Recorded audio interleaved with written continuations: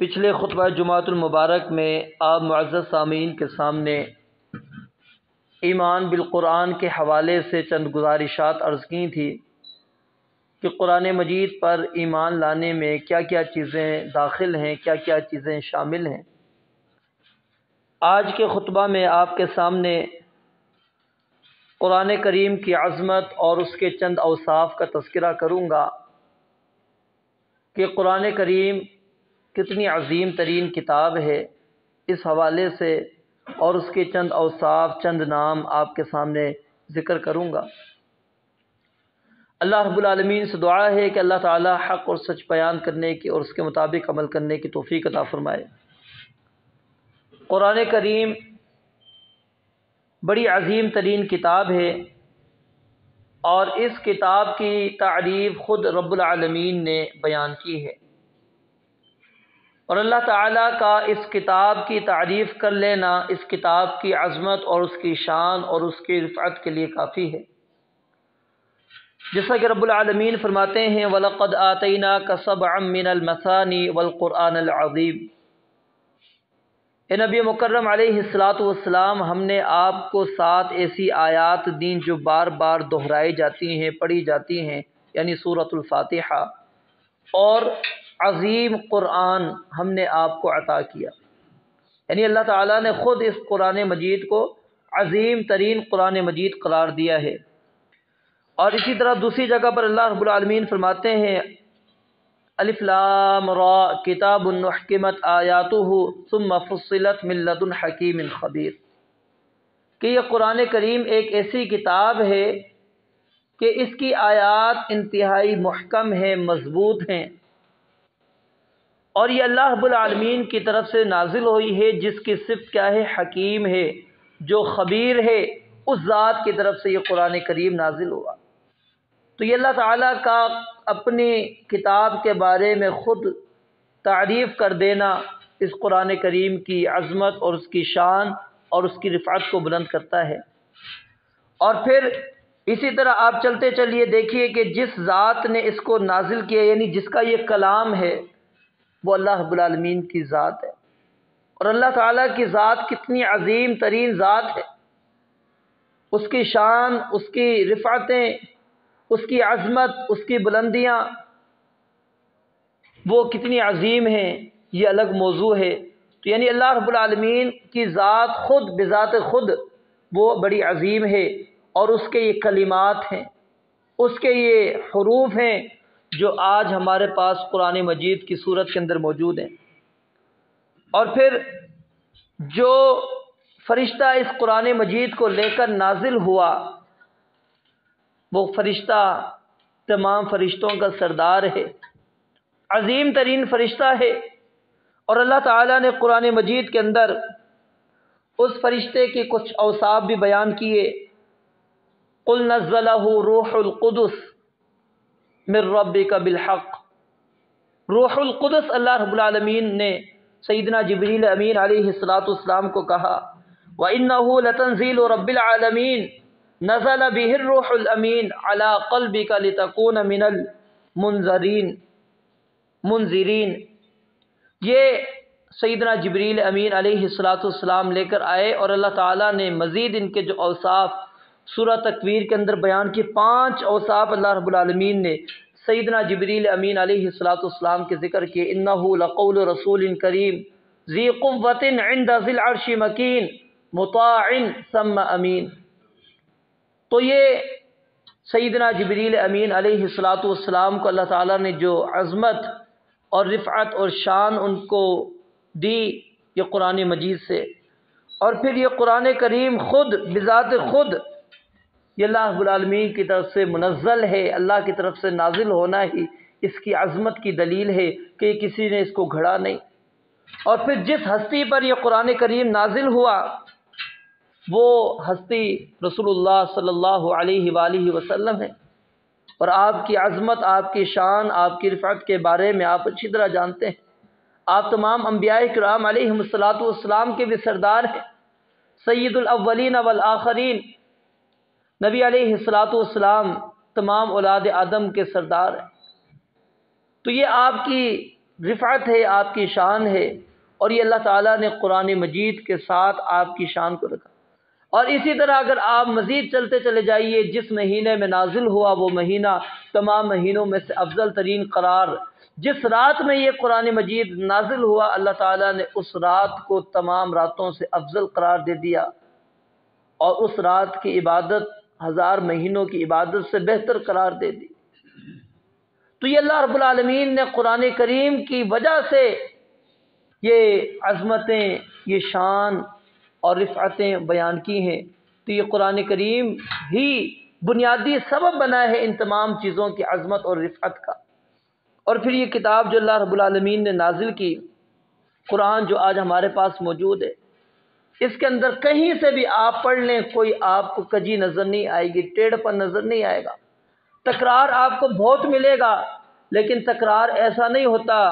اگر آپ کسی مصنف کی کتاب کو پڑھیں گے، اگر پیچھے بات آپ نے پڑھی آگے پڑھیں گے، آپ کو فوراً ذہن میں آ جائے گا کہ یہ بات پیچھے بھی تھی، ادھر بھی ہے، اور اس کے تکرار ہوگا، واقعی فرق نہیں ہوگا، اور آپ کو جملوں کے اندر بھی کوئی فرق نظر نہیں آئے گا۔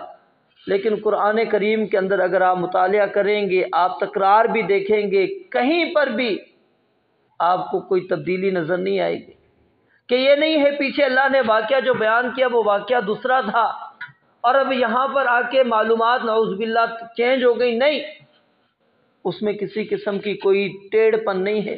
الحمدللہ الذی انزل علی عبدہ الکتاب ولم یجعل له عوجا قیما لینذر بأسا شدیدا من لدنہ۔ یہ اللہ رب العالمین نے قرآن کریم کی یہ عظمت اور اس کی شان بیان کی ہے۔ اور اسی طرح اس قرآن کریم کی شان اتنی عظیم ہے کہ اگر یہ قرآن پہاڑ پر نازل ہو جاتا، یہ پہاڑوں پر نازل ہو جاتا، تو اللہ رب العالمین فرماتے ہیں کیا ہوتا؟ لو انزلنا ھذا القرآن علی جبل لرأیتہ خاشعا۔ وہ انتہائی انکساری اختیار کر لیتے، خشوع و خضوع اختیار کر لیتے، دب جاتے، ختم ہو جاتے، وہ متصدعا من خشیت اللہ۔ لیکن انسان ہے کہ انا عرضنا الامانۃ علی السماوات والارض والجبال، آسمان نے انکار کر دیا، زمین نے انکار کر دیا، پہاڑوں نے انکار کر دیا، لیکن انسان نے اس ذمہ داری کو قبول کیا۔ اس نے کہا کہ میں اس قرآن کو اٹھاؤں گا، میں اس کو یاد کروں گا، اس کو پہنچاؤں گا۔ یہ ذمہ داری ہم میں سے ہر ایک انسان نے لی، لیکن ہم اس ذمہ داری میں پورا نہیں اتر رہے۔ نہ قرآن کی تلاوت اس انداز سے ہے، نہ ہی قرآن مجید کے ساتھ تعلق ہمارا اس انداز سے ہے، اور قرآن کے جو نزول کا مقصد تھا وہ بھی ہم پر پورا ہوتا ہوا نظر نہیں آتا۔ تو یہ اللہ رب العالمین فرماتے ہیں وہ جو پہاڑ بہ رہے ہیں ان کے اندر کوئی طاقت نہیں ہے، ہم ان کو چلتا پھرتا نہیں دیکھتے، ایک ہی جگہ پر موجود ہیں، لیکن کیا ہے، خوف اتنا تھا کہ اللہ فرماتے ہیں اگر ہم نازل کرتے تو وہ پہاڑ ریزہ ریزہ ہو جانے تھے۔ اور اسی طرح جمادات ہیں، یہ قرآن کی عظمت کے آگے جھک جاتے، تابع ہو جاتے۔ وَلَوْ أَنَّ قُرْآنًا سُيِّرَتْ بِهِ الْجِبَالُ أَوْ قُطِّعَتْ بِهِ الْأَرْضُ أَوْ كُلِّمَ بِهِ الْمَوْتَىٰ۔ اللہ کہتے ہیں اگر ہم اس قرآن کریم کے ذریعے سے پہاڑوں کو چلانا چاہتے تو پہاڑ چل پڑتے، انسان نہیں چلتا، پہاڑ چل جاتے۔ وَلَوْ أَنَّ قُرْآنًا سُيِّرَتْ بِهِ الْجِبَالُ أَوْ قُطِّعَتْ بِهِ الْأَرْضُ، یا اس کے ذریعے سے اللہ کہتے ہیں میں زمین کو ٹکڑے ٹکڑے کر دیتا تو زمین ٹکڑے ٹکڑے ہو جاتی۔ او کلم بہ الموتیٰ، قرآن آئی تھی زندوں کے لیے، لیکن اللہ کہتے ہیں اگر یہ مردوں پر بھی پڑھی جاتی اور ان سے کلام کروایا جاتا تو یہ قرآن کی شان تھی کہ وہ مردے بھی بات کرنا شروع کر دیتے۔ اتنی عظیم ترین کتاب ہے کہ پہاڑ چل پڑے، زمین شک ہو جائے، مردے بولنا شروع ہو جائیں، لیکن انسان کے اوپر اس کی کوئی اثر نہ ہو۔ آج اصل میں کیا ہے کہ قرآن ہمارے پاس موجود ہے، ہمارے گھروں کے اندر موجود ہے، چاہے کچھ ہو نہ ہو، گھر کے اندر ہم قرآن رکھتے ہیں، لازمی ہوتا ہے وہ، چاہے پھر ہم رکھیں کہاں پر لیکن گھر میں قرآن ہوگا۔ قرآن کے بغیر گھر ہمارا نہیں ہے، گھروں میں قرآن موجود ہے۔ کیا قرآن مجید صرف رکھنے کے لیے آیا تھا کہ ہم نے خرید کر اچھے سے اچھا مہنگے سے مہنگا لے کر اس پر رکھ دینا ہے؟ اللہ رب العالمین نے جو اس کو نازل کیا، اس کے اوصاف پر، اس کے نام کے اندر ہی آپ چلے جائیں نا، قرآن مجید کو قرآن ہی کیوں کہا جاتا ہے، آپ کو بات سمجھ میں آ جائے گی۔ کیونکہ یہ کائنات میں سب سے زیادہ پڑھی جانے والی کتاب ہے، اس لیے اللہ تعالیٰ نے اس کا نام ہی قرآن رکھا کہ سب سے زیادہ بار بار جو پڑھی جاتی ہے، جس کے پڑھنے سے انسان اکتاتا نہیں ہے۔ کبھی بھی آپ نے ایسا نہیں ہوا کہ آپ نے یہ کتاب اٹھائی، ایک دفعہ پڑھی، پھر دوسری مرتبہ بھی پڑھیں گے، نہیں، اکتاہٹ آ جائے گی۔ دوسری مرتبہ اگر پڑھنے کی کوشش کریں گے، آپ کا دل کہے گا نہیں، پڑھ لی تھی، چھوڑ دو۔ لیکن قرآن مجید روزانہ بھی اگر پورا پڑھتے بھی آپ چلے جائیے، دن میں کتنی مرتبہ بھی آپ ختم کر دیں، لیکن آپ کا دل یہ نہیں کہے گا کہ نہیں یار صبح تو میں نے پورا کیا ہے، دوپہر کو پورا کیا ہے، شام کو پورا کیا، نہیں چھوڑ دیتا ہوں کچھ نہیں۔ اس میں اللہ رب العالمین نے ایسے اسرار، ایسے رموز، ایسی چیزیں اللہ رب العالمین نے رکھ دی ہیں کہ انسان کا دل اس کی طرف مزید جاتا ہے۔ اور جتنا انسان قرآن کے اوپر تدبر کرتا ہے، غور کرتا ہے، فکر کرتا ہے، الفاظ پر، اس کے معانی پر، ان حروف کے اوپر گہرائی کے اندر جانے کی کوشش کرتا ہے، اس کو اور زیادہ قرآن کے ساتھ شغف، ایک تعلق اس کا قائم ہو جاتا ہے۔ لیکن افسوس ہے کہ ہم اس معاملے کے اندر بہت زیادہ پیچھے۔ ہم نے یہ مردوں کے لیے کتاب بنا دی کہ جی کیا ہے، مر گیا ہے، اب کیا کرنا ہے جی، مدرسے کے بچوں کو لاؤ، قرآن پڑھوا لو، ان کو ساتھ میں روٹی کھلا دینا، بس جی اب ان کا ہی کام ہے، قبروں پہ پڑھا لو، قبر پہ رکھ لو، ادھر وہاں پر قاری صاحب کو بٹھا دو، وہاں پر بچوں کو بٹھا دو کہ جی صبح شام یہاں پر قرآن پڑھتے۔ کیا قرآن مجید مردوں کے لیے آیا تھا؟ یہ رسول اللہ صلی اللہ علیہ وسلم پر اللہ تعالیٰ نے 23 سال کے عرصے کے اندر کیوں نازل کیا؟ ایک ہی مرتبہ کیوں نہیں تورات کی طرح نازل ہو گیا؟ انجیل کی طرح ایک ہی مرتبہ کیوں نہیں آیا؟ کیوں اللہ تعالیٰ نے 23 سال کے عرصے کے اندر اس قرآن مجید کو نازل کیا تھا؟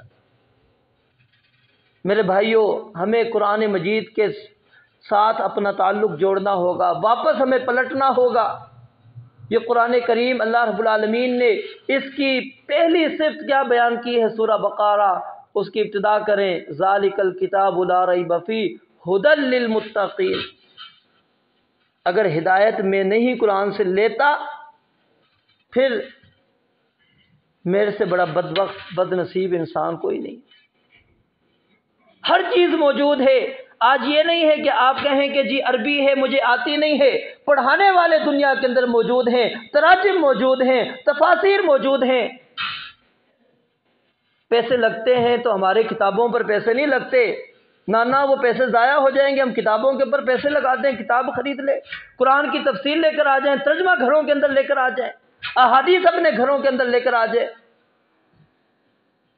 باقی ساری چیزیں آئیں گی، پردہ ہوگا جی پرانا ہو گیا دوبارہ لے کر آئیں گے، یہ کھڑکی اچھا پرانی ہو گئی اس کو توڑو دوبارہ دوسری کھڑکی لگا لیں گے، کمرہ پرانا ہو گیا یہ سیلنگ توڑو دوبارہ کروا لیں گے۔ لیکن اگر خرچ نہیں ہوتا تو دین کے اوپر ہمارے پیسے نہیں خرچ ہوتے۔ ہم کسی قاری صاحب کو کہنا جی قرآن پڑھائیں، قاری صاحب 2 روپے لے لیں، کوشش کریں 100 روپیہ لے لیں، فی سبیل اللہ پڑھا کے چلے جائیں۔ کبھی جائیں نا اسکول میں جا کر کہیں نا، ان کو کہیں کہ جی آپ نے 5000 فیس کیوں رکھی ہوئی ہے، لیں 100 روپے، میرا بچہ پڑھے گا یہاں پر۔ ہم اپنے بچوں کے لیے، دنیا کے لیے، وہاں پر ہم لاکھوں روپے بھی خرچ کرنے کے لیے تیار ہو جاتے ہیں، دین کے معاملے میں نہیں ہوتے، پھر بعد میں ہم کہتے ہیں ہماری اولاد نیک اور صالح نہیں بنتی۔ میرے بھائیوں، پہلے ہمیں اپنے آپ پر بھی غور کرنا ہوگا، بعد میں پھر کسی اور کو ہم کہیں۔ قرآن مجید کے ساتھ ہمارا تعلق کیا ہے؟ رمضان المبارک کا ہے صرف، اور رمضان کا بھی تعلق اب ختم ہو چکا ہے۔ کتنے مسلمان ایسے ہوتے ہیں، اگر آپ ان سے پوچھیں نا بھائی اس رمضان میں آپ نے کتنے قرآن پڑھے؟ وہ پہلا زمانہ تھا، لوگ کوشش کرتے تھے جی ہم پڑھیں، کم از کم 10 پڑھیں، 15 پڑھیں، 20 قرآن پڑھیں، زیادہ سے زیادہ قرآن مجید کو پڑھیں۔ اب ایک قرآن بھی پڑھا نہیں جاتا، پورے رمضان میں ایک قرآن بھی نہیں پڑھا جاتا، ایک قرآن 10 سپارے 5 سپارے ہو گئے، جی پورا رمضان گزر گیا، جی 5 سپارے میں نے قرآن مجید کو نہیں پڑھا۔ کیا بتائیے میرا قرآن کے ساتھ تعلق کیا؟ ہدی للناس یا ہدی للمتقین، ہدایت بنے گی میرے لیے؟ یہ ذریعہ ہدایت تھی، یہ ذریعہ رحمت تھی، یہ ذریعہ شفا تھی۔ اللہ تعالیٰ نے اس کو موعظہ نصیحت بنا کے نازل کیا تھا، ذکرہ یاد دہانی تھی، اس کے اندر اللہ تعالیٰ نے ہمارے لیے یاد دہانیاں رکھی ہیں۔ نوح علیہ السلام کا تذکرہ کیوں کیا؟ ان کی قوم کا تذکرہ کیوں آیا؟ قوم صالح، قوم عاد یا قوم شعیب کیوں تذکرے اللہ رب العالمین نے کیے؟ ابراہیم علیہ السلام کا ذکر کیوں آتا ہے؟ فرعون کا ذکر کیوں ہے؟ موسیٰ علیہ السلام کا ذکر کیوں ہے؟ کیا اللہ رب العالمین نے یہ واقعات کے لیے کتاب نازل کی ہے کہ ہم یہ واقعات پڑھیں اور چلے جائیں؟ عبرتیں ہیں، نصیحتیں ہیں، اور یہ واقعات دراصل رسول اللہ صلی اللہ علیہ وسلم کو تسلی دینے کے لیے تھی۔ آج جب دعوت کا کام آپ کریں گے، دین کا کام آپ کریں گے، وہی حالات ہوں گے، وہی ہوں گے۔ آپ اگر مطالعہ کریں، جا کر گہرائی کے ساتھ جائیں، پڑھیں قوم نوح کو اور پھر جا کر دیکھیے کفار مکہ کو، پڑھیں قوم شعیب کو، پھر کفار مکہ پر آئیے، پڑھیں آپ قوم عاد کو، قوم سمود کو، پھر آئیے رسول اللہ صلی اللہ علیہ وسلم کے زمانے کے کفار پر آئیے۔ آپ کو نظر آئے گا اس سے بڑھ کر آپ کے ساتھ ہوئی ہیں کہ اللہ تعالیٰ نے واقعات نازل کیے۔ وَلَقَدْ كُذِّبَتْ رُسُلٌ مِّن قَبْلِكَ، اللہ کہتے ہیں نبی آپ کو نہیں جھٹلایا گیا، آپ سے پہلے بہت سے رسول آئے، ان کی بھی تکذیب ہوئی ہے۔ فَصَبَرُوا، انہوں نے صبر کیا تھا۔ تو میرے بھائیو، یہ قرآن کریم اللہ رب العالمین نے اس کو نصیحت کے لیے نازل کیا، یہ ہدایت کے لیے نازل کیا، یہ رحمت ہے۔ رحمت ہم نے سمجھ لی کیا ہے کہ جی گھر کے اندر پڑھ لو جی برکت ہو جائے گی، رحمت ہو جائے گی، نہیں، اس کی تلاوت ہے، برکت ہے، رحمت ہے، انکار نہیں، لیکن صرف پڑھنا نہیں۔ آپ نے کبھی دیکھا ڈاکٹر نے دوائی آپ کو لکھ کر دی ہو اور اس نے کہا جاؤ یہ بازار سے خرید لو اور اس کے بعد آپ ٹھیک ہو جائیں گے؟ آپ نے ڈاکٹر کو فیس بھی بڑی مہنگی دی، اس نے ایک صفحے پر آپ کو دوائی لکھ کر بھی دی، بڑی مہنگی دوائی آئی، بازار سے خرید کر لے کر آ جائیں، لا کے گھر میں رکھ دیں، کھائیں نہ۔ 10,000 آپ نے فیس بھی دی، 20,000 25,000 کی دوائی بھی لے کر آ گئے، لا کے گھر میں آپ نے رکھ دی، دوائی استعمال نہ کی، کیا وہ صبح شام اس دوائی کو دیکھ دیکھ کر آپ ٹھیک ہو جائیں گے؟ جب قرآن شفا ہے، ہم کہتے ہیں جی گلے میں لٹکا دو، بچے کے بازو میں باندھ دو قرآن کریم کا تعویذ بنا کر، اس کو گھول کر پلا دو، یہ قرآن تو شفا ہو جائے گا۔ دوائی آپ کے سامنے پڑی ہے، آپ شفا یاب نہیں ہوتے اور آپ کہتے ہیں کہ جب تک کھاؤں گا نہیں صحت نہیں آئے گی۔ ڈاکٹر چاہے جتنا مہنگا تھا، جتنی اچھا میں نے معالجہ کروایا، اپنا چیک اپ اپنا کروا لیا، دوائی استعمال کروں گا تو اثر ہوگا کچھ، نہیں تو نہیں۔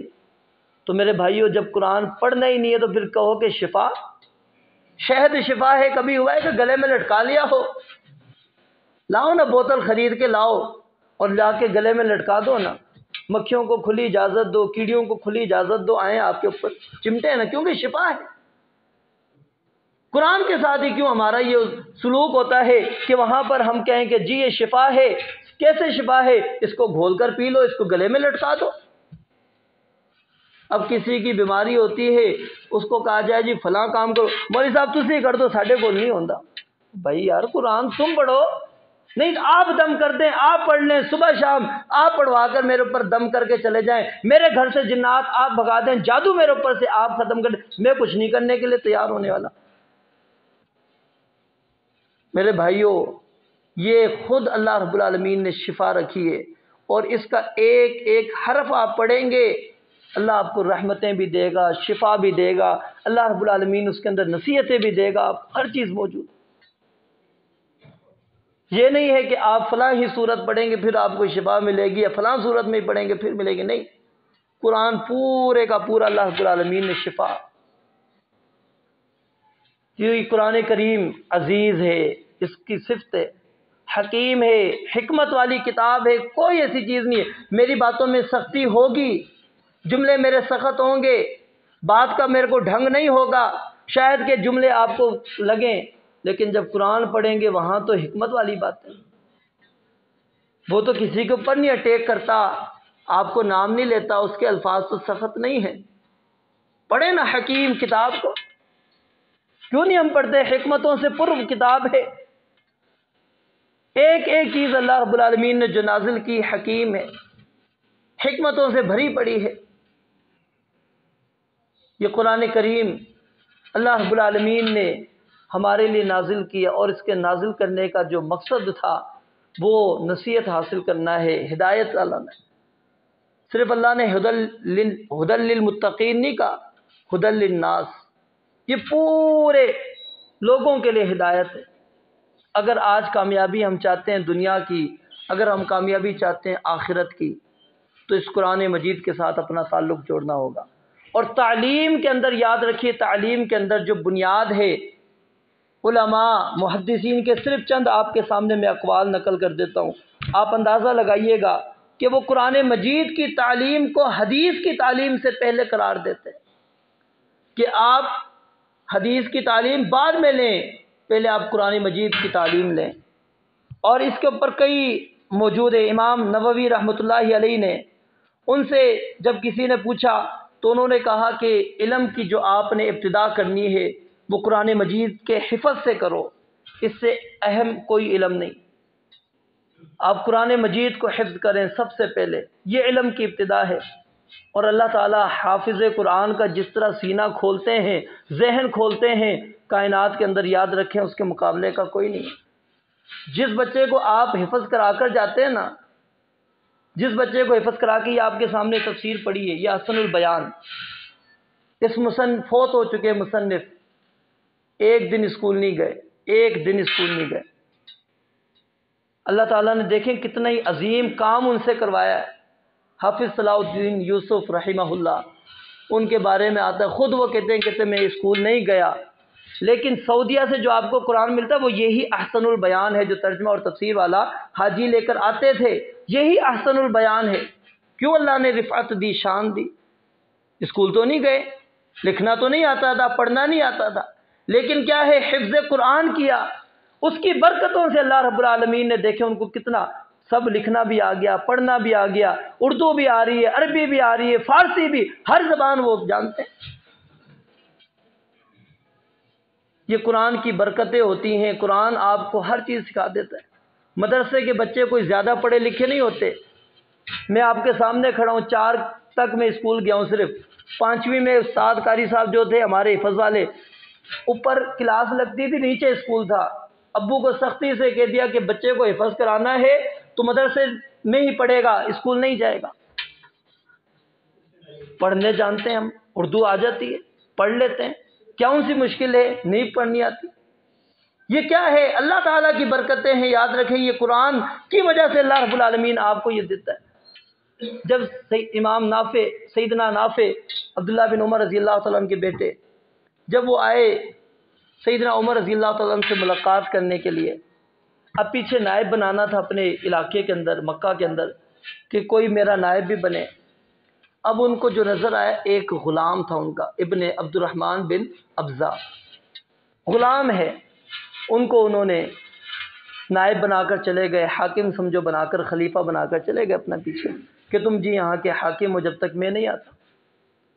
سیدنا عمر رضی اللہ تعالیٰ نے سوال کیا، پوچھا کہ بتاؤ پیچھے کسی کو مقرر کر کر آئے ہو یا نہیں؟